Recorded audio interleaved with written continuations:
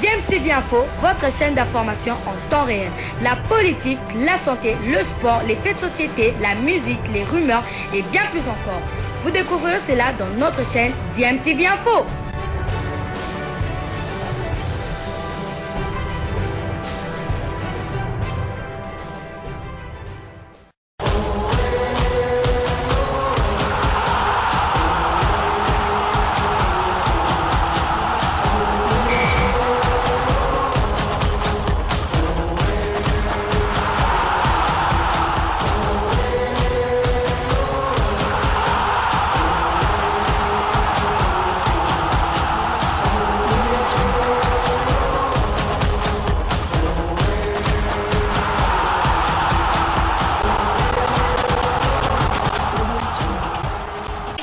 Sur DMTV, bonjour ou bonsoir, tout dépend de l'heure à laquelle vous nous suivez. Tout le plaisir est pour nous de vous retrouver, mais surtout de savoir que vous êtes nombreux en train de suivre votre chaîne YouTube DMTV. DMTV qui vous propose de revenir sur les léopards de la République démocratique du Congo, la Fédération congolaise de football association, après l'interview de son président, Constant Omari, qui a régné à la tête de cette fédération durant 10 ans au moins, et Constant Omari qui a annoncé qu'il ne sera pas candidat lors des prochaines élections au niveau de la FECOFA. Ce sera déjà au mois de décembre 2021. Mais pour plusieurs observateurs, ils ne veulent pas voir ce président de la fédération continuer son mandat jusqu'à la fin. Ils veulent plutôt le voir démissionner afin de permettre une réorganisation de cette fédération congolaise de football association, parce qu'il y a tant à faire et surtout qu'on n'a pas le temps. Les échéances des éliminatoires de la Coupe du Monde Qatar 2022 commencent déjà dès le mois de juin prochain, à partir du 5 juin,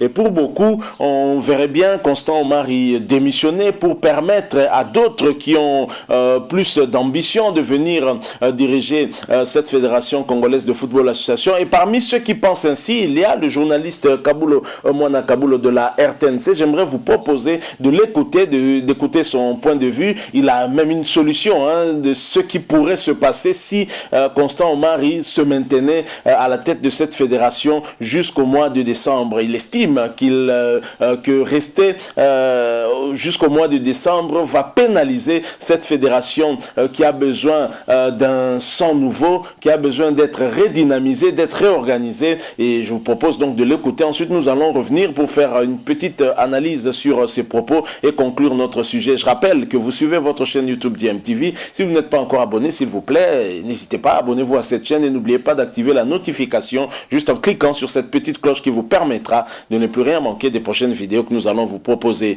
Écoutons François-Claude Kabulo Mwana Kabulo, nous nous retrouvons tout de suite après.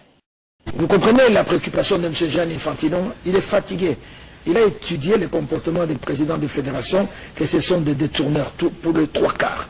Alors il s'est dit non, ça doit changer. Il commence à impliquer les chefs de l'État, parce que la méthode de Blatter, c'était la séparation un peu. Chaque fois que l'État voulait poser la question, ah non, il y a immixtion, tout ça. Mais Gianni Infantino est en train de changer de méthode, parce qu'il est en train de comprendre qu'il faut une certaine pression sur le président des fédérations. C'est pour ça qu'il est en train de mener cette lutte contre la corruption, pour que l'argent du football doit servir aux footballeurs. Maintenant, il est en train de financer le football féminin, en espérant que le football féminin va se développer avec l'argent d'abord de la FIFA, et après vous allez chercher les sponsors localement. Donc c'est un problème au niveau de fédération, c'est un problème de gestion quotidienne. On ne va pas quand même gérer une fédération comme on gère une épicerie. Quand on gère, il y a une gestion claire, quotidienne, journalière. On sait combien d'argent rentré, combien d'argent sorti, mais j'ai l'impression qu'en Afrique, il n'y a pas de comptabilité. Mais c'est ce que nous avions dit. J'ai entendu le président Omari tirer sa révérence en attendant en fait qu'il achève son mandat jusqu'en décembre. Mais il a dit qu'il ne sera pas candidat. D'accord. On peut mettre sur son compte les réussites et les échecs. Ok? Mais maintenant, le plus important pour nous, c'est de savoir demain, parce qu'il y a des choses qui lui sont imputées, peut-être injustement. Mais nous, ce qui compte, c'est ni sa personne, ni les choses qui lui sont imputées, mais les difficultés de notre football. Si nous voulons en sortir, qu'allons-nous faire demain? Ça veut dire qu'il faut puiser dans toutes ces erreurs qui ont été commises. Il faut s'asseoir. Justement, dans tous ces manques qui ont été accumulés, ou cumuler pour que nous puissions en sortir avec notamment les questions des statuts. Parce que j'ai entendu l'entraîneur parler plusieurs fois de l'union sacrée, de la mise à contribution de toutes les ressources humaines que nous avons. Mais pour les avoir, il faut ouvrir les statuts. Parce que les statuts avaient bloqué l'entrée. Alors si les statuts sont ouverts, c'est-à-dire toutes les compétences disponibles dans le secteur du football peuvent apporter du sang nouveau. Et en même temps aussi, il faut réfléchir sur comment rendre la fédération plus ou moins souple, parce que le problème de décaissement ici, c'est un problème sempiternel. Et nous n'allons pas nous en sortir tant que l'administration tatillonne du gouvernement est toujours ce qu'il est. Question fondamentale maintenant, Fossin. Et le président Omari, il a dit qu'il ne sera pas candidat. Mais il faut qu'il soit clair. S'il n'est pas candidat aujourd'hui, va-t-il rester jusqu'au mois de décembre? Ça nous pose des problèmes. Je pense qu'il doit avoir le courage de démissionner pour permettre à ce que la FDC commence à s'organiser. On ne va pas le laisser gérer jusqu'au mois de décembre. Nous risquons d'être distraits. Nous risquons de ne pas faire. J'ai entendu qu'on allait préparer les élections anticipées. Non, nous ne sommes pas d'accord.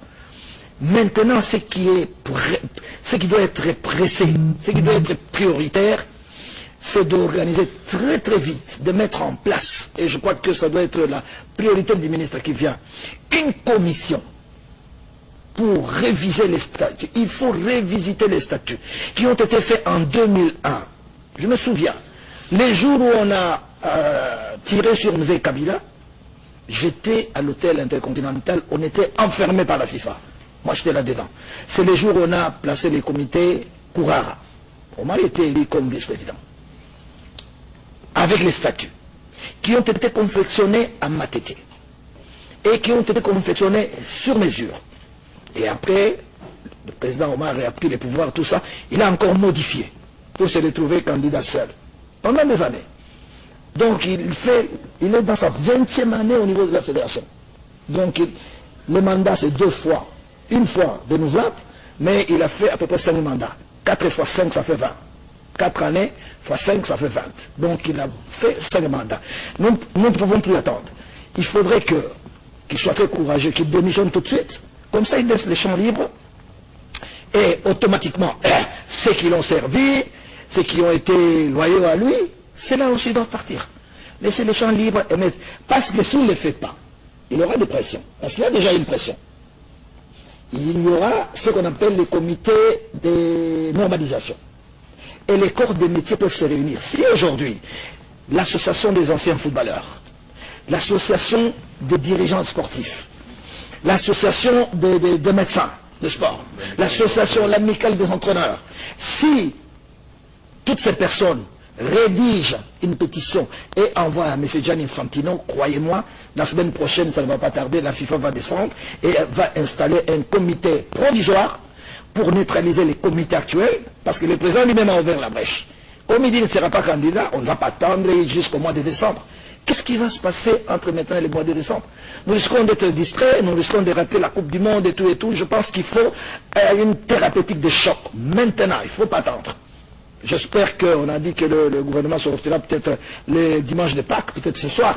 Bon, nous on souhaite que les ministres arrivent très très vite et il doit mettre ça comme une priorité. S'il ne le met pas, la pression ne vient pas de moi, mais la pression va venir des corps des métiers qui sont en train de s'organiser. Il y a des réunions parce qu'ils tiennent à ce que ça aille très très vite. Nous avons un problème sérieux. Dans 2 mois exactement, on commence la Coupe du Monde. Comment on va faire? Voilà, nous sommes de retour. Vous venez de suivre là à Kabulo Mwana Kabulo. J'ose croire que vous l'avez suivi attentivement. Et évidemment, Kabulo Mwana Kabulo ne veut pas voir le président de la Fédération congolaise de football, l'association Constant Omari, poursuivre à la tête de cette fédération jusqu'en décembre, qui correspond à la fin de son mandat. Pour Kabulo Mwana Kabulo, Constant Omari devrait avoir le courage de démissionner afin de permettre une réorganisation au niveau de la Fédération congolaise de football association. Je rejoins quand même cette analyse de François-Claude Kabulo Mwana Kabulo en ce sens que le problème au niveau de la fédération, ce n'est pas seulement un problème de Constant Omari, c'est aussi un problème au niveau, on va dire, des textes de la Fédération congolaise de football association. Il y a peu, nous parlions dans une autre analyse de cette problématique de réforme au niveau de la Fédération congolaise de football association, parce que le statut a été taillé sur mesure pour permettre à un groupe d'individus que nous appelons un club d'amis de se maintenir à la tête de cette fédération et donc de prendre en otage le football congolais. Le problème, ce n'est pas Constant Omari lui-même, le problème c'est le système, on va dire, Constant Omari, un système qu'il a mis en place au niveau de la fédération et qui a verrouillé les portes au niveau de la fédération, empêchant en tout cas ceux qui ont eu à pratiquer le football, qui ont eu à travailler en tout cas dans le domaine de football, d'intégrer cette fédération et d'apporter leur expertise. Ce qu'il nous faudrait, c'est d'éviter tout scénario à la Poutine. Je ne me représente pas au mois de décembre prochain, lors des prochaines élections, mais je laisse Bobo Bundembe poursuivre, devenir président de la fédération, et en ce moment-là, nous continuons nos combines tranquillement. Donc ce n'est pas ça que les Congolais recherchent. Ce que nous voulons, c'est que qu'il y ait réforme au niveau de la fédération. François-Claude Kabulo Mwana Kabulo parle de révisiter notamment le statut pour permettre à des anciens footballeurs, par exemple, ou des entraîneurs ou bien des présidents des clubs. Vous pouvez comment expliquer qu'un président de club tel que Moïse Katumbi ou Lambert ne puisse pas intégrer la Fédération congolaise de football?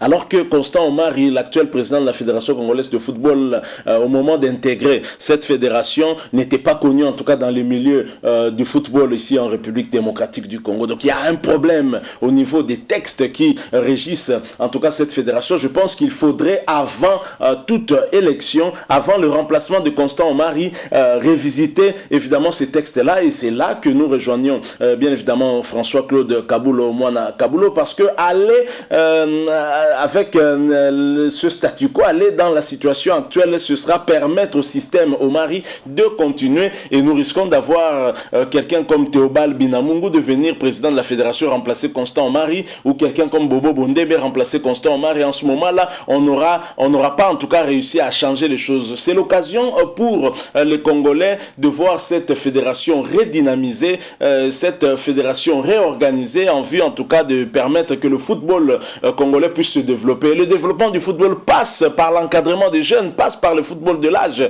et le mandat de Constant Omari, un mandat qui a du reste débordé par rapport à ce que prévoyaient les textes. Vous avez suivi Kabulo Mwana Kabulo, un mandat à la tête de la fédération et une fois renouvelable. Mais comment expliquer que Constant Omari a eu à faire 5 mandats à la tête de cette fédération? Ça signifie vraisemblablement qu'il y a eu manipulation au niveau du statut. On a modifié des statuts à bon escient, on a modifié les statuts pour se maintenir en tout cas au pouvoir, et maintenant on voudrait peut-être nous amener vers un scénario à la Poutine. Donc je ne me présente pas, je mets Medvedev et ensuite je suis toujours dans l'ombre là en train de suivre, et pourquoi pas revenir demain. Je crois que Kabulo Mwana Kabulo a tout à fait raison. Il faudrait que l'on puisse d'abord révisiter les textes de cette Fédération congolaise de football association et permettre aux Congolais qui ont l'expertise et qui ont l'amour du football de venir postuler et remplacer Constant Omari, afin que nous nous dirigions véritablement vers le développement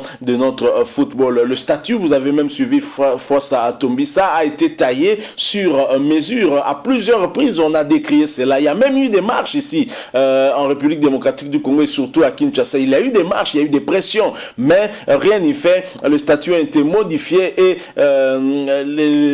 l'accès à la fédération verrouillé et gardé un groupe d'individus, un cercle d'amis, un club d'amis qui ont pris en otage notre football. Il est temps, je pense qu'avec tous les résultats catastrophiques que nous venons d'avoir aussi bien dans les équipes nationales mais également dans nos clubs, doivent nous permettre en tout cas de nous relever. Et pour nous relever, en tout cas, il faut réorganiser les choses et vivement aussi que l'IGF aille aussi fouiner du côté de la fédération, parce que l'argent public de l'État a été utilisé dans cette fédération congolaise de football association, et pourquoi pas voir l'IGF aller auditer la FECOFA afin que nous nous rassurions qu'effectivement l'argent qui a été déboursé par l'État congolais a été utilisé en tout cas